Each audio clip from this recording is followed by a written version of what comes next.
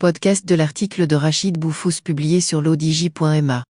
L'auteur a intitulé son article « Comme un palace à Tamuda ». Il commence son article ainsi. Une mission à Mediok m'oblige à y aller à la dernière minute.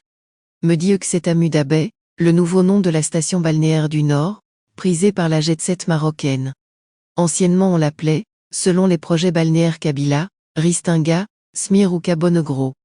Mais le développement touristique de ces dernières années a poussé les autorités à lui choisir un nom plus chic, Tamuda Bay, en référence au site romain de Tamuda, première présence humaine sur les bords du Rio Martin qui longe Tétouan. La côte me dit qu'en hiver c'est comme être à Cuba à l'approche d'un cyclone. Vent ténébreux et pluie battante. Et quand il pleut au nord, c'est vraiment la douche, ininterrompue, je décide de prendre la route de nuit pour aller à Mediok. Avec mon insomnie actuelle, je préfère rouler la nuit, plutôt que le jour où je suis en général impraticable avant midi, malgré mes multiples tentatives. Cela m'arrive occasionnellement, d'inverser totalement mon cycle de sommeil. Je ne veux pas prendre de mélatonine ou d'autres comprimés pour réguler mon sommeil. Cela redevient normal au bout d'un moment. J'arrive à Tétouan vers minuit et demi. La ville blanche somnole déjà. Je traverse ces grandes artères calmement. Il pleut finement. Je choisis d'aller passer la nuit dans un hôtel 5 étoiles de la côte nord, car le lendemain j'ai une réunion de travail importante. L'auteur poursuit son article ainsi. L'hôtel en question est un de ces palaces, où on atterrit contraint, quand l'offre touristique moyenne gamme est restreinte et de qualité inégale. J'appelle auparavant pour réserver. Plusieurs fois. Personne ne répond. Au bout de la 8e tentative et après un long moment d'attente, quelqu'un me répond.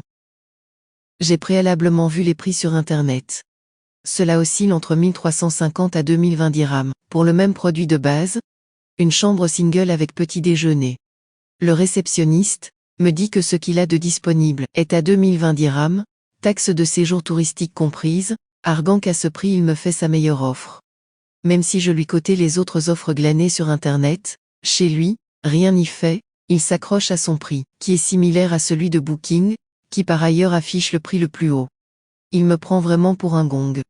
Nous sommes en hiver, à Mediok, dans ce Maroc nord où il ne faut mettre le pied et le maillot qu'à partir de mi-juillet, car avant cela, il n'y a pas un chat dans les environs, et encore moins de touristes. Je suis venu tellement de fois ici, en toute saison, que je sais de quoi je parle.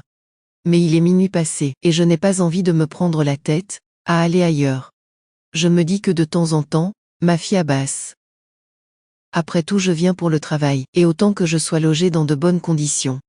De plus, j'ai déjà séjourné dans cet hôtel par le passé.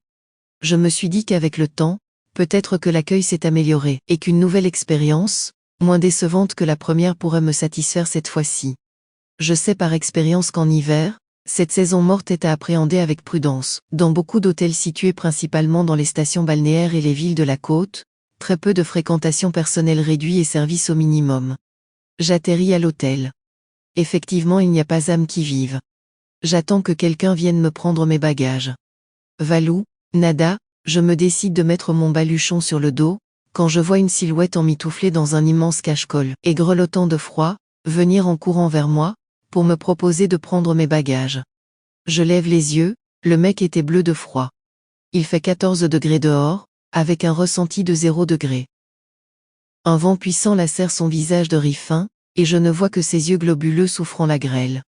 Il y a comme ça des métiers de merde, que je ne souhaite à personne de faire, gardien, pompiste, veilleur de nuit, vigile. Le mec de la réception, mal fagoté pour un palace, qui se respecte me donne une chambre au rez-de-chaussée tout en me demandant de régler de suite la note de la nuitée. Comme si j'allais me tirer sans payer le lendemain.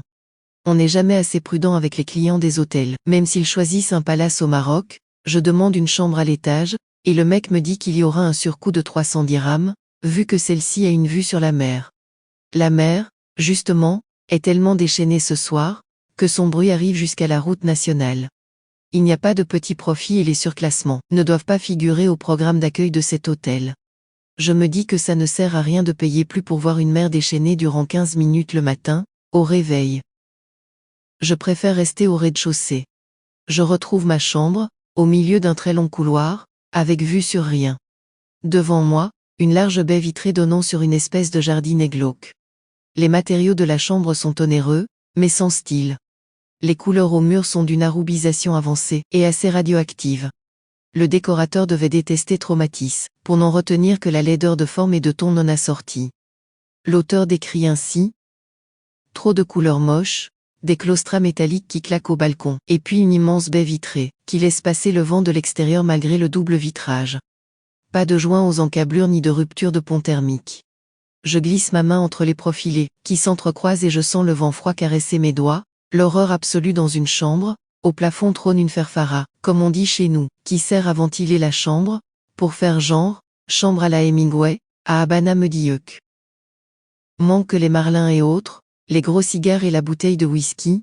Sur la terrasse trône une espèce de grand hamac fauteuil, comme celui d'Emmanuel VI, sans Sylvia Christel et en moins sexy. J'essaye de m'y installer à une heure passée, mais le vent de face, et les coussins humides, n'ont changé à mon arrivée, m'en dissuadent. La pause onirique, ça sera pour une autre fois. Je grelotte de froid dans la chambre.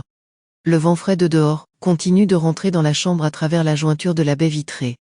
Pour couronner le tout, le sol écarlé est recouvert d'une mince couche d'humidité. Ça va être ma fête ce soir. Heureusement que l'hôtel dispose d'une literie exceptionnelle, qui fait sa réputation. Les couettes et les oreillers aussi sont excellents. En fait, c'est pour cela que je suis revenu à ce palace. Je connaissais les erreurs de conception de l'architecte, entre autres avec ces grandes baies vitrées du hall central, inutiles et que le personnel a du mal à nettoyer, surtout en hiver, ainsi que les mauvaises finitions avec du carrelage cheap mal coupé, mal cimenté, ainsi que les couleurs caca dans les chambres et un peu partout ailleurs. Mais dormir c'est plus sacré que tout. Donc je choisis cet hôtel, où malgré tout ce que je décris, on y dort très bien. Et rien que pour cela j'y reviendrai. Pour le reste, je critique en tant que professionnel et grand voyageur à l'intérieur du pays, ce niveau de prix, qui ne se justifie pas, vu la qualité du produit hôtelier final, hors literie, couette et oreiller. Je veux bien aider le tourisme et aller dans des hôtels, plutôt que de louer des Airbnb chez l'habitant, mais il faut que les professionnels du tourisme ne déconnent pas non plus, surtout en hiver, quand il n'y a pas un pigeon dans les parages à plumer, et qu'ils maintiennent de tels prix élevés, histoire de se refaire sur notre dos. Faut pas pousser non plus. Nous ne sommes pas dupes. À me dire que c'est plus intéressant de passer la nuit à Ceuta, dans une très bonne ambiance, que de se morfondre dans des cars hôtels chez nous. C'est une réalité amère, que les décideurs dans le domaine du tourisme dans ce pays continuent d'ignorer.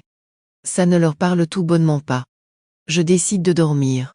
Je verrai bien le matin à quoi ressemble le petit déjeuner. L'auteur continue son article ainsi.